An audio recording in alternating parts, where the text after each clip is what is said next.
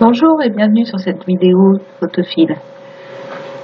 Sur cette séquence, on va voir comment supprimer les personnages en utilisant le tampon. Donc, le tampon, c'est cet outil-là. En retouche, vous avez deux outils particulièrement utiles, le tampon et le correcteur. On verra le correcteur dans un autre tuto. Donc là, je vais me placer sur le tampon. Je voudrais supprimer les personnages qui sont dans la partie droite de l'image. Voilà, ces trois personnages. Quand vous voulez supprimer des personnages, il faut déjà vous assurer que c'est faisable. Pour que ce soit faisable, il faut qu'il y ait de la matière. Là, on a la possibilité de récupérer, vous voyez, les pontons qui sont ici et la bordure ici pour les remplacer ici. De même avec le bas du ponton.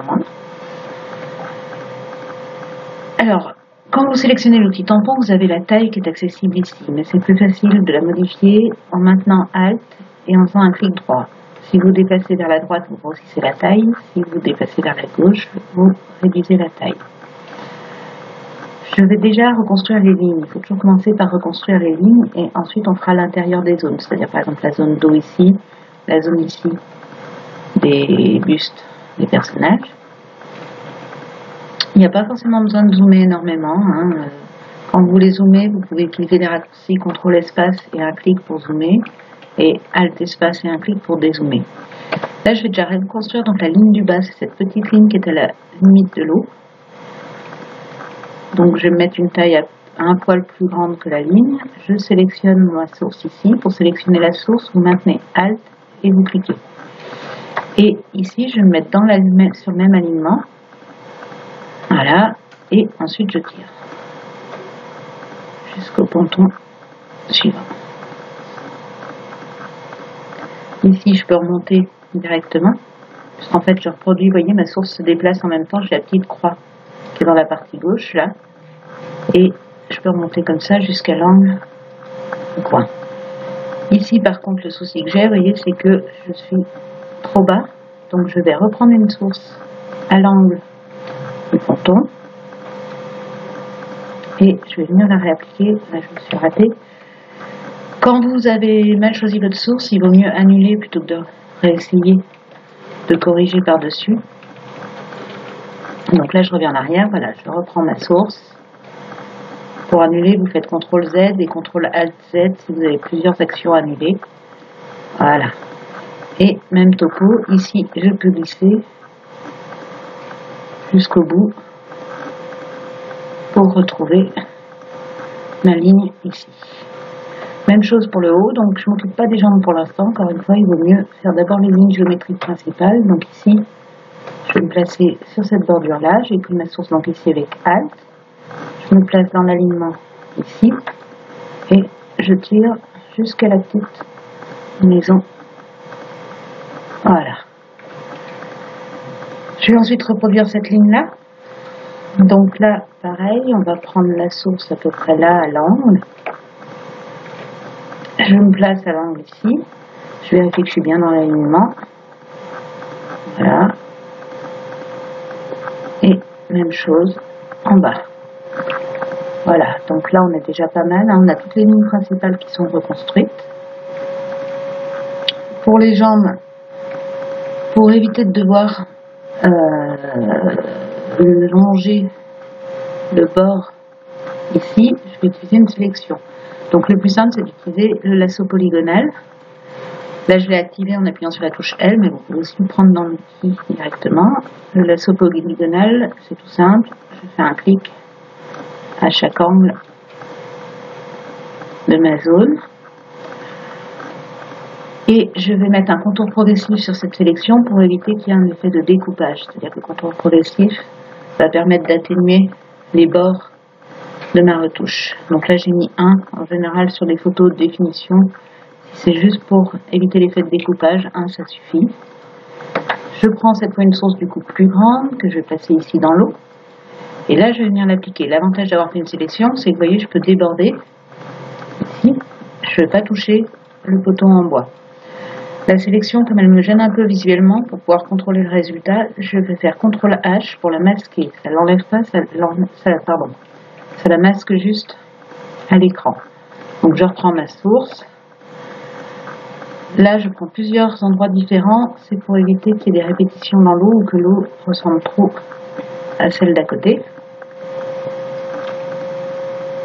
Voilà. Dézoomez toujours pour vérifier que votre touche ne soit pas, y compris à un zoom inférieur, parce que des fois c'est le cas. J'ai toujours ma sélection active, ce qui veut dire que si j'essaye ici par exemple de retoucher mes personnages, vous voyez, ça ne va pas fonctionner parce que, bien que je l'ai masquée, elle est toujours active. Donc il faut bien penser à la désélectionner. Pour ça, vous avez le menu sélection désélectionner ou CTRL-D. Là, j'ai fait CTRL-D et je vais m'occuper des bustes des personnages. Donc je vais prendre ma source dans la forêt à la limite de l'ombre pour venir l'appliquer ici. Voilà. Comme c'est des motifs irréguliers, on peut y aller assez largement. Ça ne donne pas forcément l'effet d'une répétition des motifs. Quitte à casser après les répétitions qui pourraient arriver. Je varie un petit peu ma source ici. Quand j'arrive sur les bords, je réduis la taille pour éviter de manger sur le bois du débarcadère. Voilà. Même chose ici, donc ça va assez vite.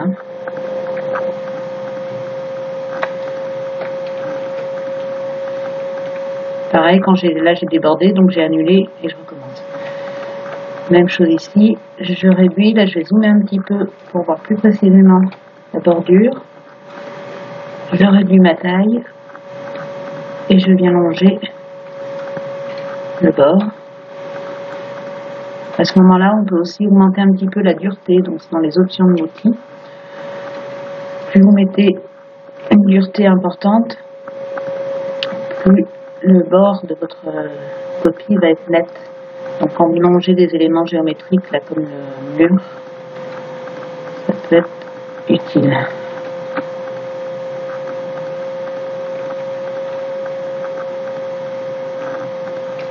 Voilà, pareil, je contrôle toujours en dézoomant.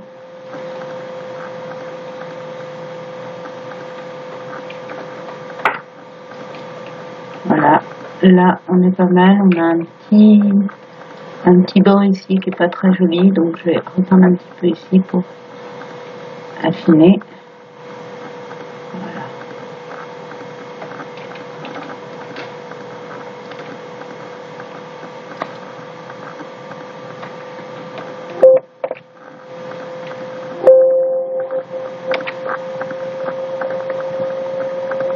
Voilà, là visuellement, on voit pas la retouche. On a un tout petit bout de pied, si on regarde bien, qui est resté ici. Donc je vais supprimer de la même façon.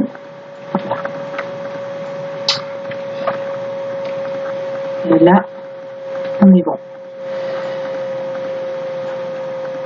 Donc principalement avec le tampon, pensez à faire varier la taille en fonction de ce que vous voulez copier ou de l'endroit où vous êtes.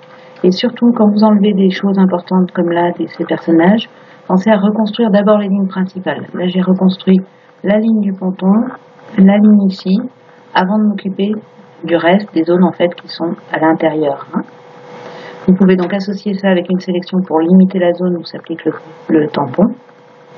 Et puis, encore une fois, quand vous vous êtes trompé, quand vous avez donné un coup de tampon à côté, annulez avec CTRL-Z plutôt que d'essayer de refaire parce que vous allez abîmer la zone à force de travailler dessus. J'espère que ce tuto vous a plu et puis on se retrouve prochainement pour un tuto sur l'autre outil majeur de la retouche, à savoir le correcteur, c'est celui-ci. Voilà, à bientôt sur Photofil.